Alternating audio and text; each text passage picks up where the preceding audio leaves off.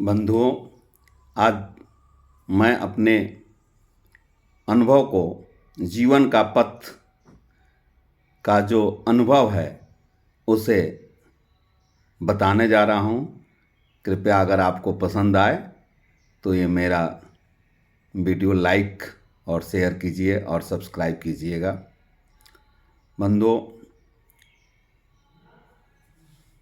ईश्वर परम कृष्ण सच्चिदानंद विग्रह अनादि आदि गोविंद सर्व कारण कारणम। मैं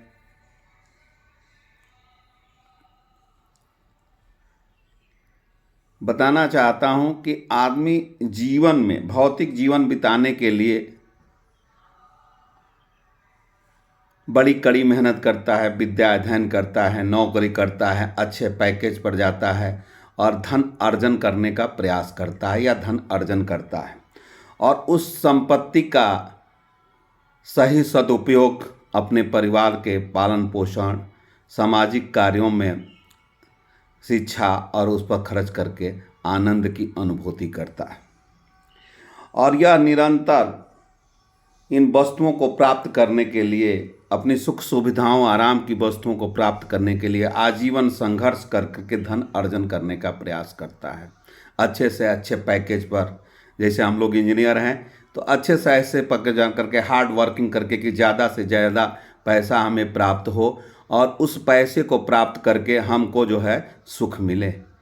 लेकिन जब हम जीवन के 40 और 50 साल तक इस संघर्ष में जो है कि भौतिक वस्तुओं से भी आनंद की प्राप्ति करें, संघर्ष दिनों रात करते हैं, स्ट्रेस को लेते जाते हैं, 40 और 50 के बाद पैकेज तो अच्छे मिलते जाते हैं, लेकिन हमारा स्वास्थ्य में जो है हाइपरटेंशन, बीमारी, हम एक दूसरे से जो है इतना स्ट्रेस में ज़िंदगी जीते हैं कि हम जो है मनुष्य जो आनंद की प्राप्ति के लिए करते रहते हैं, अब जीवन में एक स्ट्रेस आ जाता है, बीपी, शुगर और जो हाइपरटेंशन के जो है मरीज हो जाते हैं। और हम अपने ही समाज में जो मनुष्य है, जो बुद्धिमान है, वो जो है अपने परिवार कह लीजिए, समाज कर लीजिए, जहाँ जहाँ रहते हैं कुत्तों बिल्लियों की तरह लड़ने लगते हैं। क्या जीवन जो है, हम एक अगर सही देखें तो हमारा जीवन जो है पशु की तरह हो जाता है, पशु की तरह हम आचरण करने लगते हैं। तो क्या हम जिस उद्देश्यों के लिए 40 साल तक संघर्ष किए, जो आनंद को प्राप्ति करने के लिए, जो भौतिक चीज़ों का संरक्षण करने के लिए किए, वो हमें मिला? क्या उसमें ही आनंद है? खाना पीना और सोना तो पशु भी कर लेते हैं, तो फिर आज सारी चीज़ों को करने के बाद भी मन में वो संतुष्टि, वो सुख, वो आनंद नहीं है। तो कहा गया है कि ईश्वर परम कृष्ण सच्चिदानंद विग्रह अनादि आदि गोविंदा सर्व कारण कारणम। हम भौतिक जगह में केवल वस्तु को प्राप्त करने के लिए हम अपने आहार विहार निद्रा का सही समय के साथ सामंजस्य नहीं कर पाए और हम जो है प्राकृत के साथ जोड़ करके ना करके हम प्राकृत के साथ जो है दूर हो गए, जिसके कारण जो है हमको जो है डिजीज हो गई, जो आसानी से हम कर सकते थे। जो जैसे हमें ये बताया गया कि सूर्योदय से पहले उठिए, शाम को खाने में सात्विक भोजन, सात्विक आहार लीजिए। पहले आप जो है भारतीय संस्कृति में लोग उठ करके स्नान करते थे और तुलसी जी को जल दिया करते थे। गाय, पहले हमारे यहाँ हवन हुआ करता था, गौ के गोबर से लीपा जाता है। अब प्रश्न ये आता है कि मल मूत्र को छूने से ही आदमी अशुद्ध हो जाता है, तो गाय के गोबर को लीप करके और हमारे सनातन धर्म में और गणेश जी की मूर्ति बना करके इसको क्यों किया जाता था? इस पर बहुत ही लोगों ने, जो आज के तथाकथित बौद्धिक वर्ग है, उन्होंने बहुत प्रयास किया।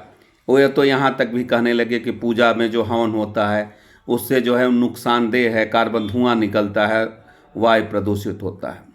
और इस पर अमेरिका ने और पश्चिमी देशों ने भी रिसर्च किया, तो गाय के आपको जान करके ये कि सनातन धर्म पर ये करने के लिए सब किया गया, लेकिन गाय के गोबर को जब टेस्ट किया गया लाइब्रेरी में, अमेरिका के एक रिसर्च सेंटर की रिपोर्ट आई है, उसमें ये पाया गया कि गाय के गोबर और मूत्र में दुनिया के सारे विषाणुओं को मारने की क्षमता है। मतलब हर तरह के जो है रोगनाशक है।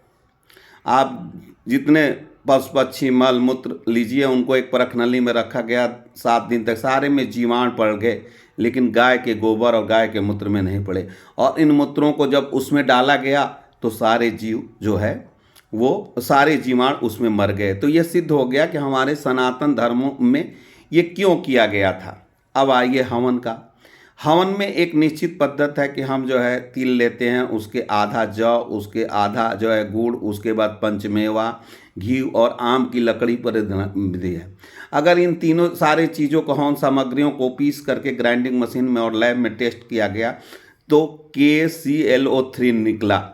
और KCl3 को जब हम आग में आहुति देते हैं, जलता है, तो 2KCl + 3O2 बनता है।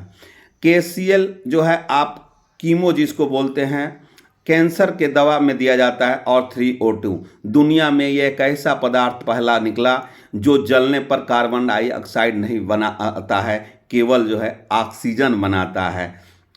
आज दुनिया पूरा विश्व सनातन को जो है लोहा मानने लगी, लेकिन हम सनातन को जो है भूल रहे हैं। क्यों? क्योंकि हम अपनी जड़ों को भूल रहे हैं। ईश्वर परम कृष्ण सच्चिदानंद विग्रह अनादि आदि गोविंद सर्व कारण कारणम। अगर हम परमात्मा से अपना संबंध को स्थापित कर लें और इन सारी चीज़ों को हम करते रहें, तो आप देखेंगे कि हम वास्तविक जीवन को जो है जी पाते हैं। याद रखिए, आपके दुख आपके अपने ही रहेंगे। फिर चाहे आप इसे किसे भी सुना लीजिए, वो आपके दुख को तो लोग सुन लेंगे, झूठी हमदर्दी भी देंगे, लेकिन निवारण आपको ही करना है। यानी समस्या का समाधान आपके अंदर ही है। तो आप उन समस्याओं को, जिससे कि आप स्वस्थ रहें और आनंद की प्राप्ति कर लें, वास्तविक आनंद की प्राप्ति करें, इसके लिए आपको जो है करना होगा कि एक कहा गया है, यत्र योगेश्वर कृष्ण तत्र पार्थ धनुर्धर, यत्र श्री विजयो भ्रुति ध्रुवा नीति मति मतः। जहाँ पर योगेश्वर भगवान श्री कृष्ण हैं, जहाँ पर परम धनुर्धर अर्जुन है, वहीं ऐश्वर्य, विजय, अलौकिक शक्तियाँ और नीति निश्चित रूप से रहती है। और जहाँ ये रहती है वहाँ पर जो है आपको जो है विजय, आनंद, सुख, परमानंद की प्राप्ति होती है। तो आप अपने घर का वातावरण जो है, आपका आहार विहार नित्य भगवान कृष्ण के साथ जुड़िए। यह कहा गया है कि जब तक आप दूसरों पर, भगवान कृष्ण कहते हैं कि सर्वधर्मामं परित्याज्यं माम एकम शरणं व्रज अहम त्वा सर्व पापोभ्यो मोक्षयामि मा शुचा। अब सारे आधारों को छोड़ करके अब जब भगवान के प्रति आपसे आप संबंध जोड़ेंगे तो आप निश्चित रूप से आनंद को प्राप्त करेंगे। निश्चित है कि आपको आनंद की प्राप्ति होगी। इसलिए आप परम भगवान से जुड़िए और अब भगवान के प्रति आसक्ति रखिए। अपने कर्मों को भगवान से एक नाता जोड़िए और अपने कर्मों को भगवान के प्रति अर्पित कीजिए। वो आपका, जैसे एक पिता अपने पुत्र का हमेशा जो है कल्याण चाहता है, उसी तरह अगर ये आत्मा, हम एक आत्मा है, इसका परम पिता परमात्मा ऊपर बैठा हुआ है, वो अगर आप सही मार्ग पर चलेंगे तो आपका वह निश्चित रूप से आपका जो है सहायक होगा। आप जो भी कर्म करते हैं ये सोचिए कि ये भगवान को अर्पित करके करिए। निश्चित रूप से आपको घर में शारीरिक, बौद्धिक, आध्यात्मिक, आर्थिक हर तरह का और सुख के साथ साथ पूरा समाज में आप सम्मानित होंगे। यत्र आपने भगवान, लेकिन इसके लिए अर्जुन की तरह भगवान को अपना गुरु मानना पड़ेगा। सनातन धर्म पर आपको चलना पड़ेगा। इन्हीं शब्दों के साथ आप जय श्री कृष्ण। बंधुओं, आपको अगर ये मेरा वीडियो देखिए, अगर आपको पसंद आता है तो कृपया लाइक, शेयर और सब्सक्राइब कीजिए और फिर अपना कमेंट दीजिए। जय श्री कृष्ण।